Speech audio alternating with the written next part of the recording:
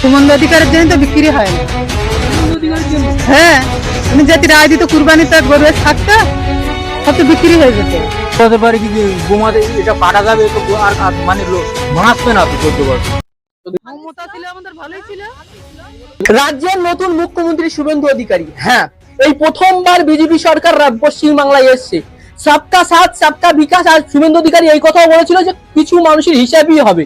হিসাব কি হয়? সাধারণ মানুষদের পেটে লাথি মারা এই যে গরু আছে, এই গরু একেবারে বিক্রি হচ্ছে না। এখানকার মানুষরা বলছে যে আমরা এই গরু বিক্রি করতে পারছি না, আমরা এবার বিষ খাবো, আত্মহত্যা করবো। বছর পরে কি গোমাতে এসব কাটা যাবে তো আর মানে বাঁচবে না তো 14 বছর। 14 বছর বাঁচবে না গরু? বাঁচে 14 বছর, এর মধ্যে অনেক মরে যাবে গরু।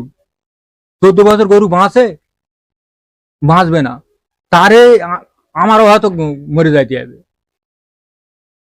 এই লোন ধার দেনা এই ধার দেনা করি যে আমি কি করবো, আমি কোনো পাই না, কি করবো আমি। মানে সবসময় চিন্তা, আমার ছেলে বউ এসব করতে মানা করেছিল। আমার ছেলে বউ আমার এমন হয় পেটে সবসময় ওদের সঙ্গে রাগারাগি, কি করবো মানে কোনো পাই না আমি। আমার ছেলে বউ সব একদম খুব অশান্তি। গরুগুলো যদি বিক্রি হয়ে যেত তাই একটা কিনারা হইতো, আর করতুম না ব্যবসা। হ্যাঁ, তাও হয় না। একটা কলকাতার পার্টি একটা কেউ আসে না। আগে আসতো, এবারে আসছে না। না এই মাঝখানে এসেছিল এই আলোচনা, এই রায় বার হবার পরে যে গরু কাটা যাবে না, কুরবানি বন্ধ, সেখান থেকে একদম আর এদিকে আর কোনো লোক আসে না কলকাতা, একদম ধারে বাড়ি আসে না।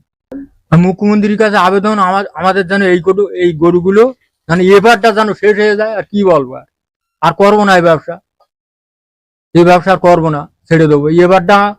মানে এই দেনা করে এই গোয়াল করে সবকিছু করেছি, এবারটা উদ্ধার হইতে পারলে আর করবো না। হয়তো যদি সরকার যদি বলে এরকম করে গরু যদি না বেচা কেনা হয়, এই দুধের ব্যবসা, দুধ একটা গরুর খুব দুধ হয়, 6 মাস দুধ হবে। এই গরুগুলো আর বছরে বকরা ঈদের পরে কেনা।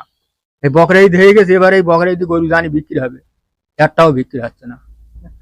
না, রাজ্যের সরকার যে এই আইনটা করলো, সে এই গোমাতা কাটা যাবে না, 14 বছর পরে কাটা যাবে, তখন কি তাদের গোমাতা থাকবে না? তো সেইটাই তো কথা, এখন কি থাকবে না গোমাতা? হ্যাঁ, এই 14 বছর সব গরু বাঁচবে না। 14 বছর বাঁচে এইসব গরু। আপনি ধার দেনা করে গরু কিনেছিলেন? হ্যাঁ, ধার দেনা করেছিলাম। আমার সব ধারের টাকা। আমার আত্মীয়র কাছ থেকে 1 লাখ, ওনার কাছ থেকে 50, এর কাছ থেকে এরকম জানি গরু একটা ভালো টাকা ঈদে বিক্রি হয়ে যায়, জানি সব দিয়ে দেবো। দেনা দুনি দিয়ে দিয়ে হয়তো কিছু থাকলো, এরকম করে দেনা করে দিল। কই বিক্রি হচ্ছে কই? সুমন অধিকারের জন্য তো বিক্রি হয় না। শুভেন্দু অধিকারীর জন্য? হ্যাঁ, উনি যদি রায় দিত কুরবানিতে গরু থাকতো সব তো বিক্রি হয়ে যেত।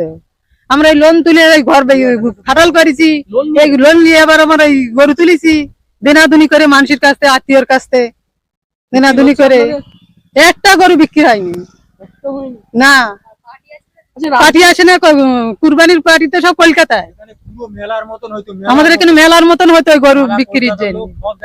আমাদের এই দেনাদুনি কোথায় তো আমরা শোধ করবো এবার বলো দিনি? একটা গরু কেনা 70,000 টাকা, একটা 70-80 হাজার টাকা দামের গরু সব আত্মীয়র কাছে সব ধার দেনা করে নেওয়া। এই গরু 1 লাখ। এবার তো আমার ঘর দর নেই কো। আমাদের ঘর দর দেখবে দিন চলো দিন, জানে 1 বছর 2 বছর কুরবানি করলে আমাদের ঘর দর করতে পারবো। আমাদের ঘর দর খারাপ। ঘর দর করিনি, যেভাবে এই ব্যবসাটা লেগেছিল, এই সবে লাগা হয়েছে আমার এই ব্যবসায়। একটাও গরু বিক্রি হয়নি। কালকে 3টে কেটে একটা গরু বিক্রি হয়নি। আরো ওজন দেনা হয়ে যাবে আমাদের। তার মানে কোথায় কি করবো? হ্যাঁ, আমাদের কি করে মাছ তো, আমরা গরিব মানুষ। এই কথা বলছে যে 14 বছর পরে গরু কাটা যাবে, এখন তাহলে এখন গরু কেনা তাহলে আমরা পোষবো তো, মাল পাঠাক, খোরাক পাঠাক। একটা গরুর পিছনে 250-300 টাকা খরচ। 300 টাকার খরচাটা গরুর পিছনে। সুমিন্দ্র অধিকার বলো মাল পাঠাতে বলে গরু পুষতে গেলে।